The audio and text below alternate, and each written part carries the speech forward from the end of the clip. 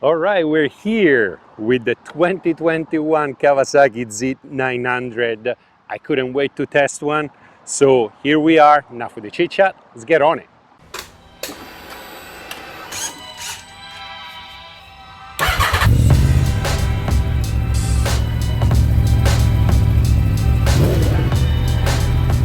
One of the things you notice right away, as soon as you sit on the bike, is that you are actually inside the bike. The tank is pretty big, pretty hunched, but all in all, you're in a very comfortable position. You're very straight up. There is no pushing forward, there is no weight on the wrists or on your lower back. The pegs are quite high, which gives you a lot of clearance to lean the bike over, and somehow the knee is not too bent and ends up right under those protrusion from the tank. So that gives you a lot of grip as you're leaning it over. Not to say that this is a track monster, because let's face it, it's not. But if you're having fun through the canyons, this is pretty good.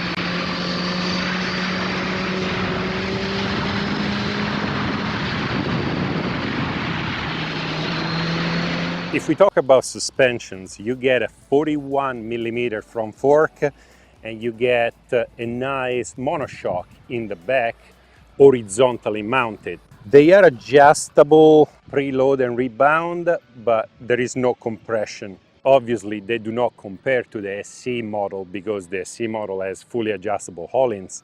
Although this setup does an incredibly good job at soaking in all the bumps in the road, and even when you're leaning it over, it doesn't ever feel that you're out of control. It holds the line really well, and I haven't touched anything, so the suspensions are set up as they used to be when it came out of the showroom floor. This plush suspension paired up with the up riding position, it actually allows you to ride the bike for a while without getting too tired. So this is actually a pretty good bike when it comes to commuting or going around town and using it for a long time. When it comes to the power plant, you have the classic inline 4 from Japan. This one happens to be a 948 cc's, and according to Kawasaki, it produces around 125 horses at the crank. Obviously, you're going to lose some by the time those horses make their way to the rear wheel, but it shouldn't be much. When it comes to torque, the bike is pretty torquey, reaching around 99 foot-pound at around 7,000 RPM. So it's very usable and it's ready. When you drive the bike, you never feel like you need more. You open the throttle and you have the nice, steady and linear increase in power. Let's face it, this is almost a 1000 cc motorcycle. Not even 10 years ago, this was the top of the top. Nowadays, we're used to Ducatis 1300 or KTM's 1300 cc's, which are humongous. But once upon a time, if you wanted a super bike, this was the engine to get. When it comes to stopping power, you have a 300mm double disc up front and a 220mm in the back. You have ABS because this is the 2021 version, which from 2020 on gets ABS as standard. Although they're not top of the line Brembos, those Nissin actually do an incredible job in stopping this Kawasaki.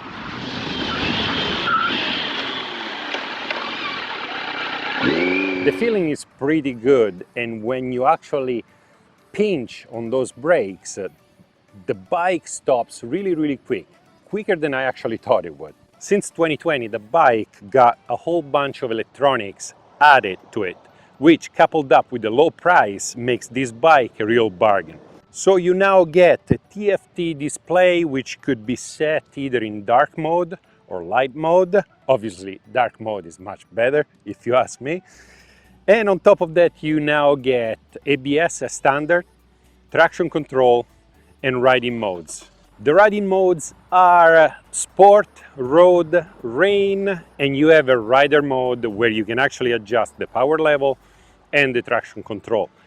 On my test drive, obviously I was in rider mode, obviously full power, and obviously no traction control, because the usual question from anybody that wants to buy a bike is always, can you do power wheelies with it? Well, you can.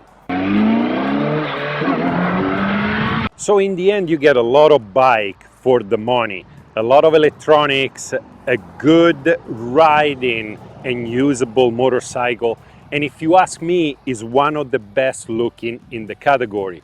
Now, when it comes, the category is super crowded. You have to compete with KTM, Duke 890, the Triumph, the Yamaha MT. One eternity later. As you guys can see, this is not quite all stock. The owner of this bike added a few things here and there, but the piece of resistance is that exhaust over there that gives it such an exquisite note.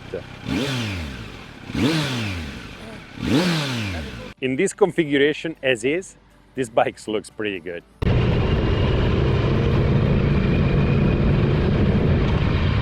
This is a great buy if you ever need something really usable with some power to take in the canyons on the weekend. I like this bike very much, so much so I'm gonna go ride it some more. If you enjoyed this video, you know what to do. Thank you very much to my patrons, you guys are the best. You are the reason why I'm able to do all of this right now. But summer is here, so get on your bike and I'll see you next time.